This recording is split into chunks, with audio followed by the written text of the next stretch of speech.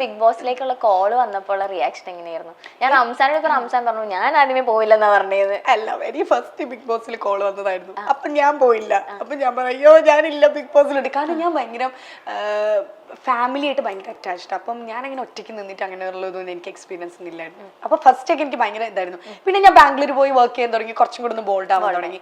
അപ്പൊ എനിക്ക് ഇങ്ങനെ വന്നു. പിന്നെ ഞാൻ ബ്രേക്കിലായിരുന്നു. പല്ലിന് ക്ലിപ്പ് ഇട്ടപ്പോ ഞാൻ ഇൻഡസ്ട്രിയിൽ നിന്ന് മാറി നിന്നു. കാരണം ക്ലിപ്പ് ഇട്ടിട്ട് ഞാനൊരു പ്രോഗ്രാം അറ്റൻഡ് ചെയ്തു. അതിലാണെങ്കിൽ എന്നെ കാണാൻ നല്ല ബോറായിരുന്നു. അപ്പൊ ഞാൻ പറഞ്ഞു ഇനിയുള്ള പ്രോഗ്രാമും കൂടെ എനിക്ക് കിട്ടില്ല. അതുകൊണ്ട് ഞാൻ പിന്നെ എല്ലാത്തിനും ഞാൻ നേരെ ബാംഗ്ലൂർ പോയി ഒരു 3 ഇയേഴ്സോളം വർക്ക് ചെയ്തു.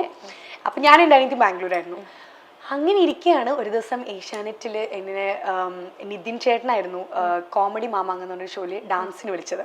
അപ്പം ഞാനൊരു ബ്രേക്കിൽ ഞാനത് ഫസ്റ്റ് ക്യാൻസൽ ചെയ്ത ഷോ ആയിരുന്നു. പക്ഷെ എനിക്ക് തോന്നുന്നു എനിക്ക് ബിഗ് ബോസിൽ വരാനുള്ള യോഗ ഉള്ളതുകൊണ്ടായിരിക്കും അല്ലെ ഇങ്ങനെ കറങ്ങി വീണ്ടും.